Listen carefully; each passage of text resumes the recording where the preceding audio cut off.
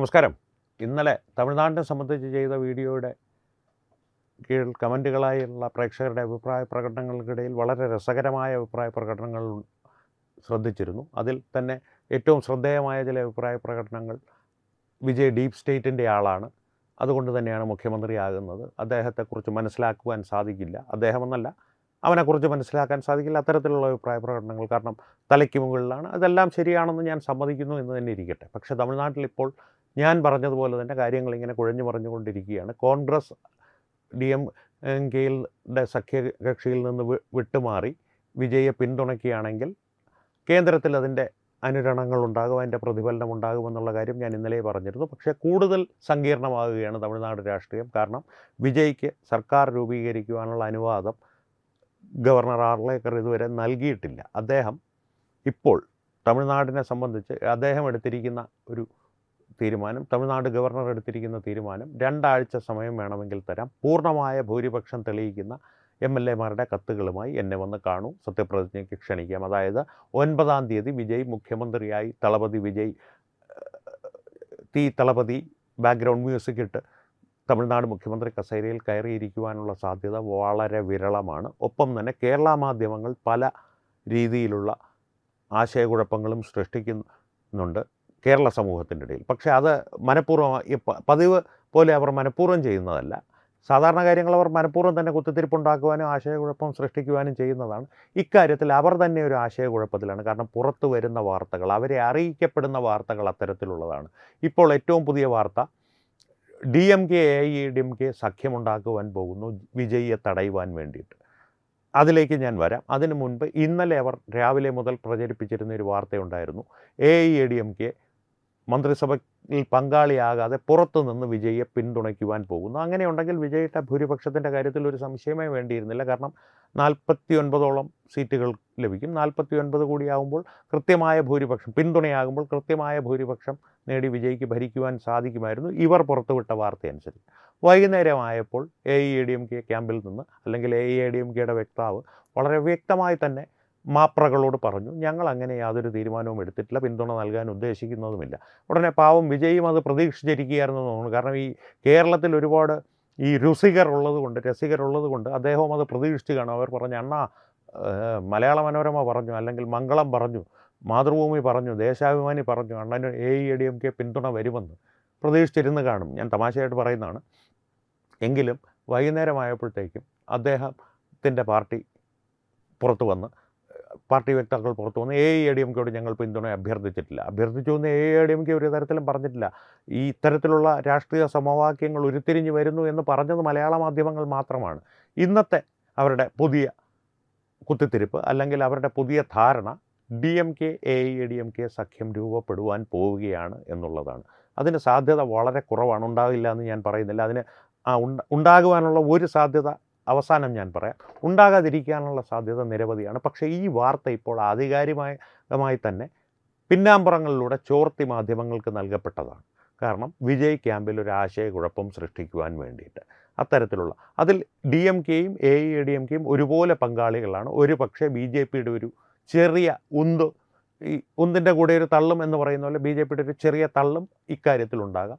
ഒരു ആശയക്കുഴപ്പം സൃഷ്ടിച്ച് വിജയുടെ പാർട്ടിയിൽ നിന്ന് ഇപ്പോൾ ആളുകളെ അടർത്തിയെടുക്കുക എന്നുള്ളത്, ആ കുതിരക്കച്ചവടം ഇപ്പോൾ സാധ്യമല്ല. കാരണം അവരെല്ലാം പുതുമുഖങ്ങളാണ്. വിജയ് ഇത്തരമൊരു അവസരം അവർക്ക് നൽകിയതിൽ വളരെയധികം നന്ദിയും കടപ്പാടുമുള്ളവരാണ് ഇപ്പോൾ വിജയുടെ പാർട്ടിയുടെ MLA-മാർ. കാരണം വിജയ് കൃത്യമായി ആ കാര്യത്തിൽ വിജയെ അഭിനന്ദിച്ചേ മതിയാകൂ. കൃത്യമായി ഒരു സാധാരണക്കാരെയും ഡ്രൈവർമാരെയും ഭിന്നശേഷിക്കാരെയും എല്ലാം തിരഞ്ഞെടുത്ത് സ്ഥാനാർത്ഥികളായി നിർത്തി ജയിപ്പിച്ച് MLA-മാരാക്കി. വിജയെ അഭിനന്ദിച്ചത് അവർക്ക് ആ അവസരം കൊടുത്തതിനല്ല, കൃത്യമായൊരു കണക്കുകൂട്ടൽ അക്കാര്യത്തിൽ ഉണ്ടായതുകൊണ്ടാണ്. കാരണം ഇവർ ഒരു ടേമിലെങ്കിലും ഒരു 5 വർഷത്തേക്ക് ഭരിക്കുവാനുള്ളൊരു അവസരം കിട്ടിയാൽ, അല്ലെങ്കിൽ പ്രതിപക്ഷത്തിരിക്കുവാനുള്ളൊരു അവസരം കിട്ടിയാൽ, പ്രതിപക്ഷത്തിരുന്നാൽ കാര്യങ്ങൾ ഒരല്പം വ്യത്യസ്തതയോടുകൂടിയേ ഉരുത്തിരിഞ്ഞു വരികയുള്ളൂ. പക്ഷേ ഭരണത്തിലിരിക്കുവാനുള്ളൊരു അവസരം TVKക്ക് ലഭിച്ചാൽ ഏറ്റവും ചുരുങ്ങിയതായ 5 വർഷങ്ങളിലേക്കെങ്കിലും ഇവർ നന്ദിയോടും കടപ്പാടോടും കൂടി വിജയോടൊപ്പം തന്നെ നിൽക്കും എന്നുള്ള തിരിച്ചറിവ്, അത് വിജയ് സ്വന്തം ബുദ്ധിയിൽ നിന്ന് ഉരുത്തിരിഞ്ഞു വന്ന ഒരു ആശയം, വിജയുടെ സ്വന്തം ബുദ്ധിയിൽ നിന്ന് ഉരുത്തിരിഞ്ഞു വന്ന ഒരു ആശയമാണെങ്കിലും അല്ലെങ്കിൽ അദ്ദേഹത്തിൻ്റെ ഏതെങ്കിലും ഉപദേശകരുടെ ബുദ്ധിയിൽ നിന്ന് ഉരുത്തിരിഞ്ഞ ആശയമാണെങ്കിലും ഈ ജയം എന്നുള്ളൊരു സാധ്യത മുന്നിൽ കണ്ടുകൊണ്ട് ആത്മവിശ്വാസത്തോടു കൂടി അത് ചെയ്തതിനാണ് ഞാൻ പറഞ്ഞ അഭിനന്ദനം. അതുകൊണ്ട് തന്നെ വിജയുടെ പാർട്ടി പിളർത്തുക എന്നുള്ളത് തൽക്കാലം സാധ്യമല്ല. പക്ഷേ ഒരു ആശയക്കുഴപ്പം സൃഷ്ടിക്കുവാൻ സാധിക്കും. വിജയ്ക്ക് ആശയക്കുഴപ്പം ഉണ്ടായില്ലെങ്കിൽ പോലും, അല്ലെങ്കിൽ വിജയ്ക്ക് ആശയക്കുഴപ്പം ഉണ്ടായാൽ എന്തെങ്കിലും കുഴപ്പമുണ്ടോ? ഇല്ല. പക്ഷേ കോൺഗ്രസ്സിന് ആശയക്കുഴപ്പമുണ്ടായാലോ? കാരണം DMKയുടെ സഖ്യത്തിൽ നിന്ന് വിട്ടു വരികയും ചെയ്തു. വിജയ്യുടെ പാർട്ടിയുടെ കാര്യത്തിലൊരു വിജയ് മുഖ്യമന്ത്രി ആകുമോ എന്നുള്ള കാര്യത്തിൽ ഇപ്പോൾ ഒരു സംശയത്തിൻ്റെ കരുനിഴൽ വീണിരിക്കുന്നു. കാരണം DMKയും AIADMKയും സത്യത്തിൽ ഒന്നിക്കുകയാണെങ്കിൽ വിജയ് മുഖ്യമന്ത്രി ആകില്ല. അതിന് സംശയമൊന്നും വേണ്ട. കാരണം അവർക്ക് രണ്ടുപേരും കൂടി ഒരുമിച്ചാൽ വിജയേക്കാളും കൂടുതൽ സീറ്റുകൾ അവർക്കുണ്ട്. അതുകൊണ്ട് തന്നെ ഒരുപക്ഷെ അവരിൽ ആരെങ്കിലും മാറി മാറി നാളെ മുതൽ ഉദയനിധി സ്റ്റാലിനും എടപ്പാടി പളനിസ്വാമിയും രാവിലെ എടപ്പാടി പളനിസ്വാമിയും, കാരണം ഉദയനിധി സ്റ്റാലിനെ കുറിച്ചുള്ള ഒരു ആരോപണം അദ്ദേഹം ഉറക്കമെഴുന്നേൽക്കുമ്പോൾ വൈകുന്നേരം 5 മണിയാകുമെന്നുള്ളതാണ്. വൈകുന്നേരം 6 മണി മുതൽ ഉദയനിധി സ്റ്റാലിനും പിറ്റേ ദിവസം രാവിലെ 8 മണി വരെ ഉദയനിധി സ്റ്റാലിനും മുഖ്യമന്ത്രിയായി മാറി മാറി തുടരുന്ന ഒരു സമവാക്യം അവർ തമ്മിൽ ഒപ്പിട്ടാൽ വിജയപ്പെട്ടു. അത് ഒപ്പിടാൻ ഒരേ ഒരു കാരണമേ നിലനിൽക്കുന്നുള്ളൂ. അതിലേക്ക് ഞാൻ വരാം.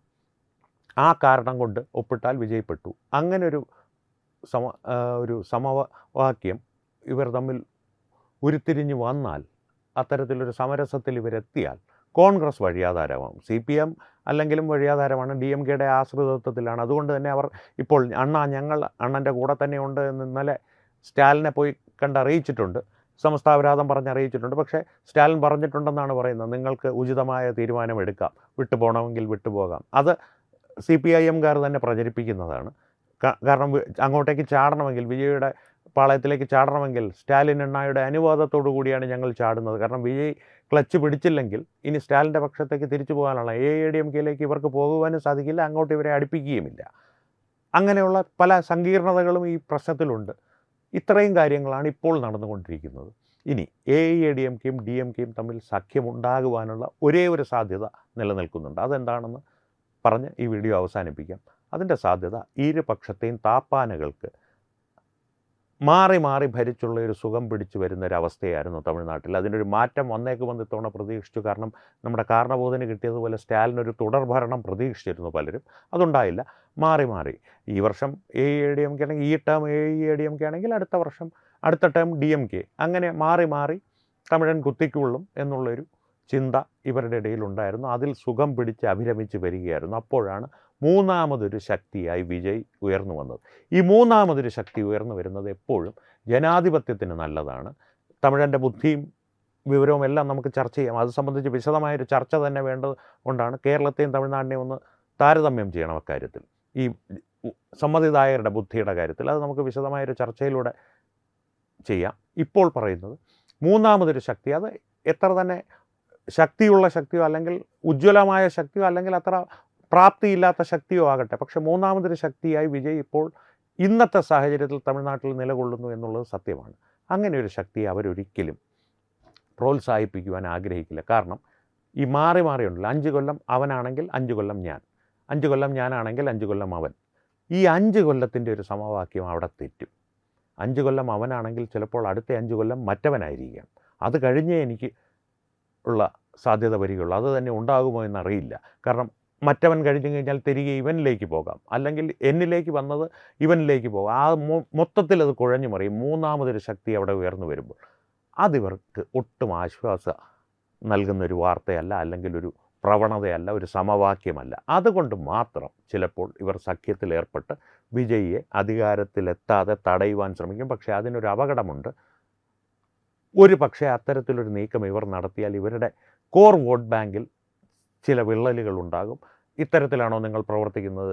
ഇത്രയും കാലം DMK എതിർത്തിട്ട് അവരുമായി സഖ്യം, തിരിച്ച് DMK പാളയത്തിലും അതേ ചോദ്യമുണ്ടാകും. തന്നെയുമല്ല, സാധാരണ ന്യൂട്രൽ വോട്ടേഴ്സ് ഉണ്ടല്ലോ, സമ്മതിദായകർ, ഒരു പാർട്ടിയോടും പ്രത്യേക വിധേയത്വമൊന്നുമില്ലാത്ത അവരിത്തവണ വിജയിക്കാണ് വോട്ട് ചെയ്തതെങ്കിൽ ഞങ്ങൾ കൃത്യമായിട്ട് വോട്ട് ചെയ്ത് വിജയിക്കാണ്.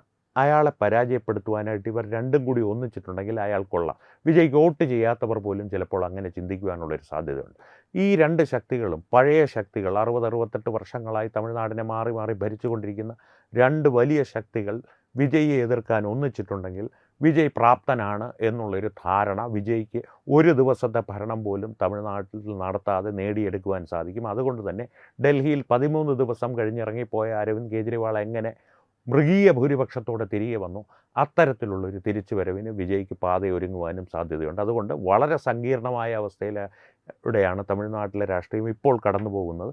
2 ആഴ്ചകൾ, ഒരു 14 ദിവസം 20 ദിവസങ്ങൾ എടുത്തുകൊള്ളൂ. 20 ദിവസങ്ങൾ, ഒരു ഗ്രേസ് പീരീഡ് ഒരു 6 ദിവസങ്ങൾ കൂടി എടുക്കുക. അതിനുള്ളിൽ കൃത്യമായൊരു ചിത്രം തെളിവായി വരും. അത് തന്നെ ഞാൻ വീണ്ടും ഇന്നലെ പറഞ്ഞ കാര്യം പറയുന്നു.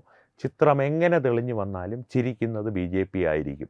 ഇപ്പോഴത്തെ സാഹചര്യങ്ങളിൽ എങ്ങനെ നോക്കിയാലും, എങ്ങനെ വീണാലും 4 കാലിലേ BJP വീഴുള്ളൂ. തമിഴ്നാട്ടിലെ ആന്തരിക രാഷ്ട്രീയം സംബന്ധിച്ച് back to the drawing board, ഒന്നിൽ നിന്ന് തുടങ്ങേണ്ട ഒരു അവസ്ഥയിലാണ് BJP. ഒന്നിൽ നിന്ന് തുടങ്ങുന്നതാണ് നല്ലത്. അപ്പോൾ നിങ്ങളുടെ അഭിപ്രായങ്ങൾ ഇത് സംബന്ധിച്ച് എന്താണെങ്കിലും അത് ഞങ്ങളുമായി കമൻറ്റുകളിലൂടെ പങ്കുവയ്ക്കുക. വീണ്ടും കാണാം. നന്ദി, നമസ്കാരം. വിട്ടുവീഴ്ചയില്ലാത്ത നിലപാടുകളുമായി ദേശീയതയുടെയും സമാജത്തിൻ്റെയും ശാക്തീകരണത്തിനു വേണ്ടി തത്വമയിയുടെ ജൈത്രയാത്ര തുടരുകയാണ്. യൂട്യൂബിൽ മാത്രം തത്വമയിക്ക് 10 ലക്ഷം സബ്സ്ക്രൈബേഴ്സിലേക്ക് എത്താൻ ഏതാനും ചുവടുകൾ മാത്രമാണ് ബാക്കി. മറ്റ് സോഷ്യൽ മീഡിയ പ്ലാറ്റ്ഫോമുകളിലും തത്വമയിയുടെ നിറസാന്നിധ്യം തുടരുകയാണ്. ഈ അവസരത്തിൽ ഞങ്ങൾക്ക് നിങ്ങളോടുള്ള അഭ്യർത്ഥന, ഞങ്ങളോടൊപ്പം നിൽക്കുക എന്നുള്ളതാണ്. നിങ്ങൾ ഉപയോഗിക്കുന്ന ഏത് സോഷ്യൽ മീഡിയ പ്ലാറ്റ്ഫോം ആണെങ്കിലും ഞങ്ങളുടെ വരിക്കാരാകുക, ഞങ്ങളെ സബ്സ്ക്രൈബ് ചെയ്യുക. നിങ്ങളുടെ സുഹൃത്തുക്കളിലേക്ക് തത്വമയിയുടെ ഈ സന്ദേശം പ്രചരിപ്പിക്കുക. ഞങ്ങളോടൊപ്പം നിൽക്കൂ, രാഷ്ട്രത്തോടൊപ്പം നിൽക്കൂ, ദേശീയതയ്ക്കൊപ്പം സഞ്ചരിക്കൂ.